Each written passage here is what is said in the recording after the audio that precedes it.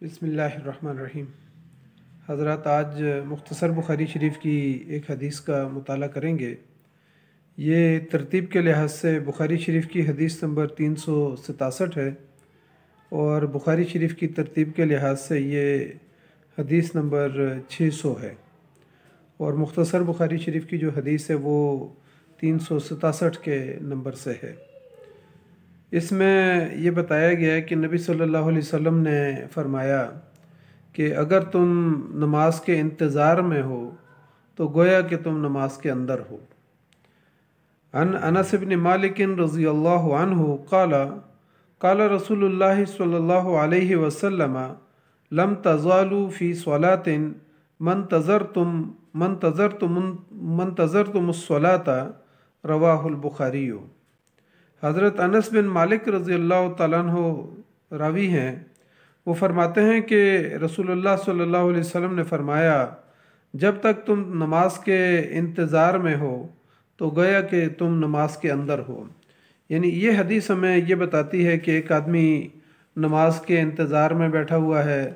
یا پھر وہ کسی کار خیر کے انتظار میں ہے، تو گویا کہ وہ یعنی اس کار خیر کے اندر شامل ہے، یا گویا کہ وہ اس نماز کے اندر شامل ہے۔ اس حدیث کی جو تفصیل ہے وہ ظاہر ہے، یہ تو ایک مختصر سا ٹکڑا یہاں پر بیان ہوا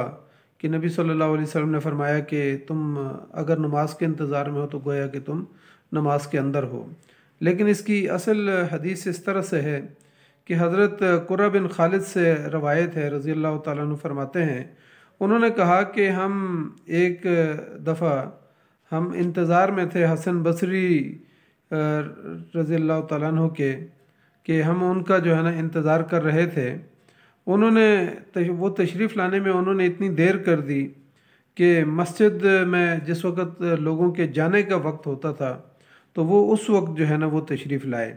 اور پھر انہوں نے آنے کی جو وجہ بیان کی، لیٹ آنے کی وجہ بیان کی۔ انہوں نے کہا کہ ہمارے پڑوسیوں نے ہماری دعوت کی تھی تو اس وجہ سے ہمیں دیر ہو گئی۔ پھر انہوں نے کہا کہ حضرت انس بن مالک رضی اللہ تعالیٰ عنہ نے مجھ سے فرمایا کہ ہم ایک رات نبی صلی اللہ علیہ وسلم کا انتظار کرتے رہے یہاں تک کہ آدھی رات گزر گئی، اور اس کے بعد آپ صلی اللہ علیہ وسلم اپنے حجرہ مبارک سے تشریف لائے اور ہمیں نماز پڑھائی، اور پھر آپ صلی اللہ علیہ وسلم نے خطبہ دیا، اور اس خطبے میں فرمایا کہ خبردار،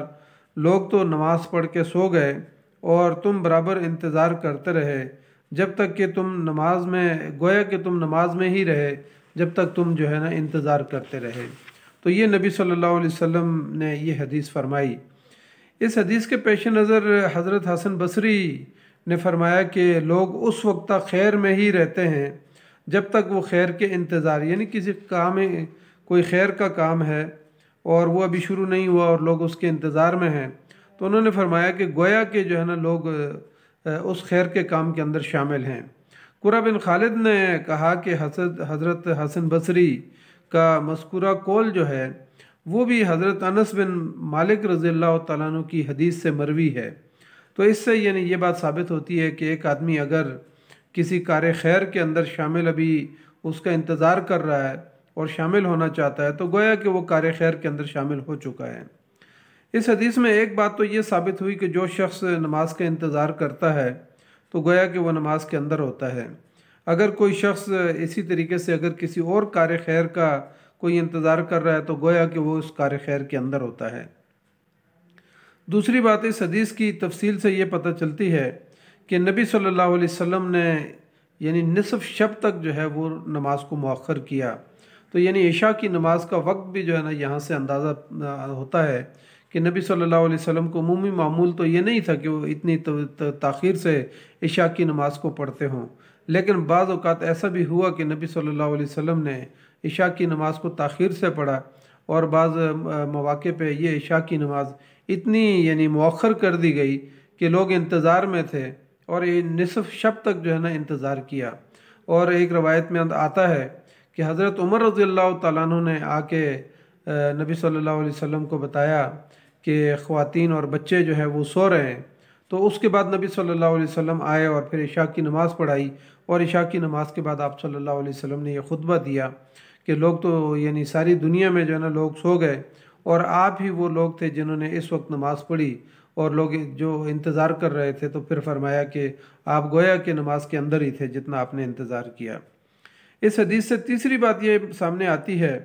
کہ نبی صلی اللہ علیہ وسلم کا عمومی معمول تو یہی تھا کہ عشاء کی نماز کے بعد آپ صلی اللہ علیہ وسلم اپنے حجرہ مبارک میں چلے جاتے تھے اور زیادہ گفت و شنید نہیں کرتے تھے۔ لیکن اس حدیث سے یہ بات بھی ثابت ہوتی ہے کہ آپ صلی اللہ علیہ وسلم نے عشاء کی نماز کو بہت مؤخر کیا، اور مؤخر کرنے کے بعد جب نماز پڑھائی تو اس کے بعد آپ صلی اللہ علیہ وسلم نے صحابہ اکرام کو خطبہ بھی دیا، اور اس خطبے میں یہ بات فرمائی کہ تم لوگ جو ہے نماز کے انتظار کر رہے تھے تو گویا کہ تم نماز کے اندر تھے۔ اور اس طریقے سے یعنی اس سے یہ بات ثابت ہوتی ہے کہ اگر امت کے مسائل کا حل کوئی درپیش ہو یا کوئی معاملہ درپیش ہو امت کے مسائل میں سے، تو پھر عشاء کی نماز کے بعد بھی جو ہے نا گفت و شنید کی جا سکتی ہے۔ اسی طریقے سے یعنی نبی صلی اللہ علیہ وسلم مختلف روایات کے اندر یہ بات آتی ہے کہ نبی صلی اللہ علیہ وسلم یعنی اپنے حجرہ مبارک میں حضرت ابوبکر صدیق رضی اللہ تعالیٰ عنہ آ گئے، ان کے ساتھ محو گفتگو رہے، پھر حضرت عمر رضی اللہ تعالیٰ عنہ آئے، انہوں نے اجازت مانگی، پھر ان کے ساتھ محو گفتگو رہے، اور پھر حضرت عثمان غنی رضی اللہ تعالیٰ عنہ بھی اس مجلس کے اندر شامل ہوئے، اور طویل رات تک جو ہے نبی صلی اللہ علیہ وسلم اس گفتگو کے اندر محو رہے۔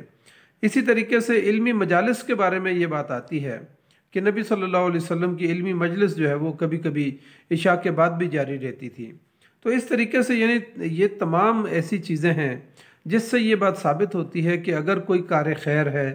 یا تعلیم و تربیت کی کوئی مجلس ہے، یا جیسے آج کل ہمارے معاشرے کے اندر لوگ شب تربیت جو ہے نا مناتے ہیں یا شب بیداری کرتے ہیں، اور رات کے وقت بیٹھ کے قرآن مجید کو پڑھتے ہیں، احادیث کو مطالعہ کرتے ہیں یا علماء کو سنتے ہیں، تو یعنی یہ مواقع جو تعلیم و تربیت کے اس طرح کے جو ہے نا مواقع ہوں، کوئی تربیت گاہ ہو رہی ہو، تو رات کی تاخیر جو ہے نا رات تک جو ہے نا اس کو جاری رکھا جا سکتا ہے۔ اسی طریقے سے یعنی امت کے کوئی مسائل ہیں، مجلس شورا ہو رہی ہے، تو اس میں بھی جو ہے نا گفت و شنید جاری رکھی جا سکتی ہے۔